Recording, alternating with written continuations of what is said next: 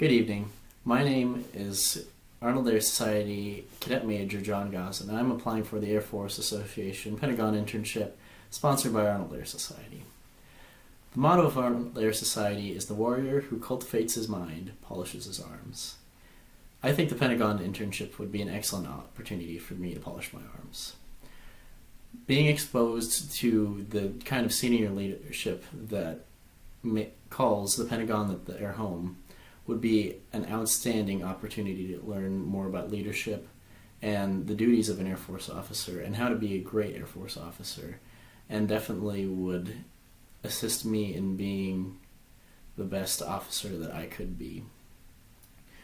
In addition, the internship would be an excellent opportunity to network, get in contact with some great mentors that would help me develop professionally in not just the leadership aspect, but also would know what routes were best for promotion, what were the best TDY or professional development courses to take, and could really just help jumpstart my career planning.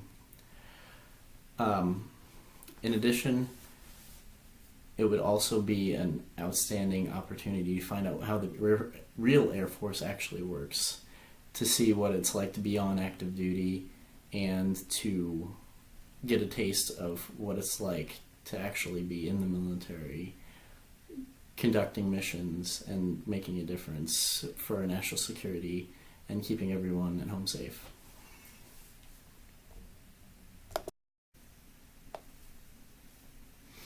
Some strengths that I think make me qualified for this internship are that I'm extremely driven. I'm never satisfied giving my just good enough effort on a project or a position that I take.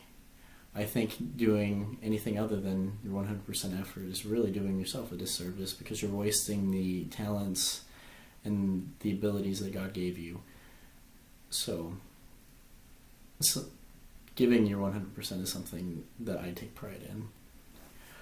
I'm also extremely hardworking. I've never school's never really been something that's come easy to me, and I've had to work extremely hard for every single grade that I've gotten, and I've done really well in school, which took a lot of effort. I have a lot of attention to detail. Every detail is important. It's the little details that can make or break a project, and they're often the ones that people overlook. I'd say probably my greatest weaknesses would be that I tend to be a bit of a perfectionist, and I also tend to be a little unorganized. Being a perfectionism can be an asset. However, if you let yourself get too nitpicky, it can also hinder your progress if you're working on a large project or something that needs to be done immediately. For example, this interview. I'm the kind of person that I'll take 500 takes of the introduction if I don't get every single word perfect. But at the end of the day, if I stumble a little bit, it's not going to be the end of the world. And what really matters is that this project's turned in on time. So what I've done is just try to step back, look at the big picture. Is it absolutely necessary to get every single word correct without stuttering? No, not necessarily. What's important is that you appear prepared, appear confident, and have a good presentation. So just taking a step back and looking at the larger details and helping remind yourself what's really important has really helped me overcome this weakness. And I would say that it has helped me a lot in school and in ROTC. The other issue that I've run into quite frequently is I tend to be a bit unorganized naturally. Whether it's just forgetting I had a homework assignment or that I need to be somewhere for a meeting, those are just the kind of things that tend to slip my mind. However, that's obviously something that you can't be doing in the professional world. So to combat that, I have come up with a system that I follow religiously. Any dates that I need to remember, or appointments that need to be kept, homework assignments that need to be done, I keep them in an electronic planner and a task list, so I make sure that they get done in a timely manner and that I allow myself enough time to accomplish them. And this has worked excellently for me. I find myself having more time to work on assignments, like giving them the time that they need to be of an excellent quality, and I find that I use my time more effectively.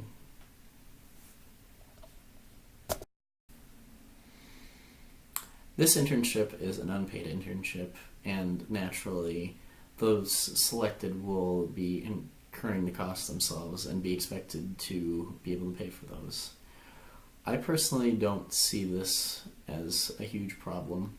I've been saving for this, saving so I could have this opportunity for a while, and I think in the long run that really the opportunity that this internship will bring will pay for itself tenfold. For instance, just the professional development that you'll get from being around such high-ranking Air Force officers, seeing exactly what the consummate professional looks like, it's getting advice on career planning and how to be a good leader. You're almost guaranteed to be more competitive for promotion, which is eventually going to get you more money anyway. So I really don't see the costs as being prohibitive for this, and the fact that I'm not or would not be receiving payment for my time in this position really is not a downside at all to me. In my AFROTC detachment, I serve as the training squadron commander. As training squadron commander, I work with my team, who consists of my superior, the ops group commander, and my subordinates, the intermediate military training flight and the field training preparation flight, to ensure that cadets are trained for field training. The challenge that can arise in planning training events such as these is that there's a differing opinion on what's the best way to train or what standards we should be holding them to. The biggest thing that I've found is that everybody's opinion is valuable, and the best way to tackle these situations is to find a compromise that works for everyone. Specifically, a situation that happened last week, we were teaching drill movements, specifically column lefts and column rights. We were having an issue with dress interval and distance, and the FTP flight commander thought that they should be being held to an extremely high standard where their dress was perfect, and if it wasn't, then they should be getting reprimanded for it. I thought, being as this is still the first quarter, that reprimanding them seemed a little bit harsh and not necessary for this point in training. So what we did was we compromised. We still held them to a fairly high standard, but we found one that we both felt was appropriate for the point in the training that they were in right now.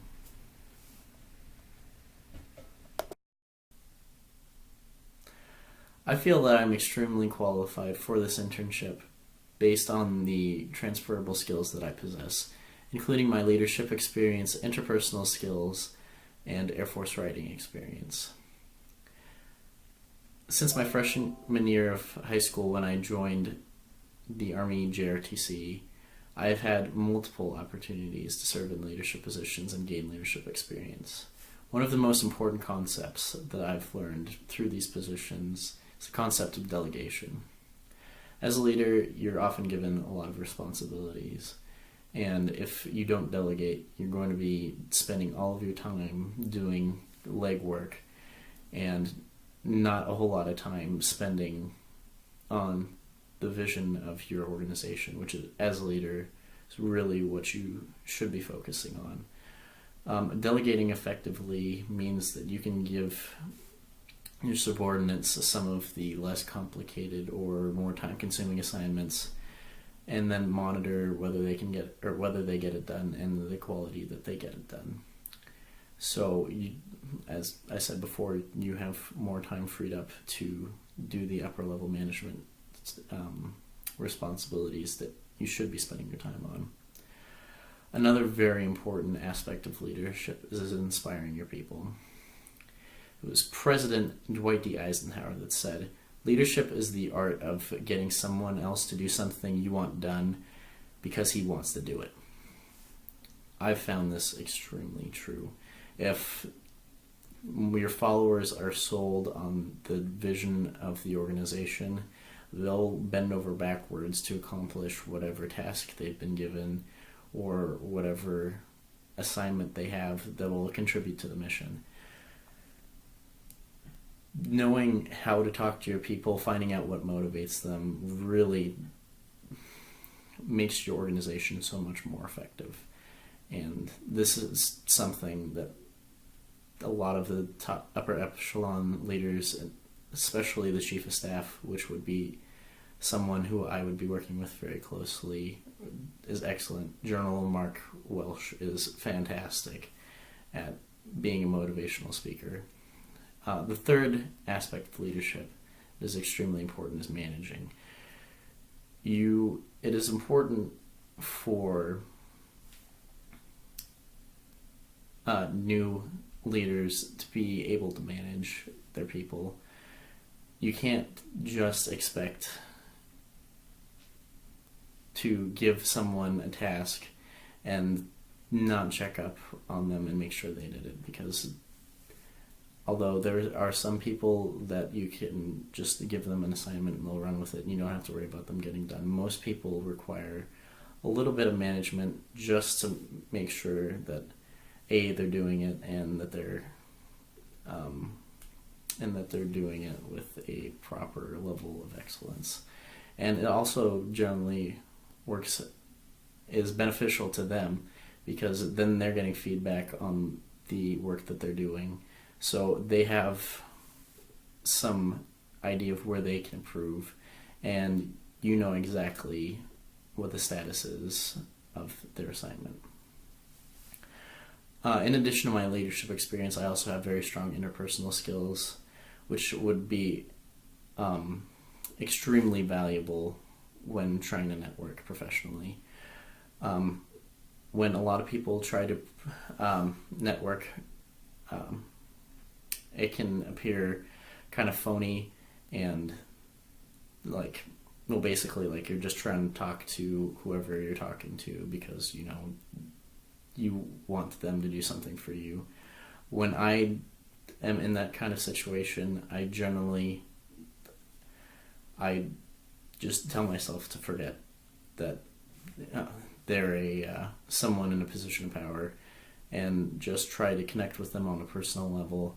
And generally that has worked really well for me. I've made a lot more professional connections that way than just trying to rub elbows to get a favor or something like that. And lastly, I'm extremely experienced in Air Force writing. For those who aren't familiar with Air Force writing, it is extremely technical, and there are so many nuances when writing Air Force documents that the average person wouldn't even dream to think of. Whether it's the aligning certain margins, which the margins are different on the first page versus the second page. So writing official memorandums, personal letters,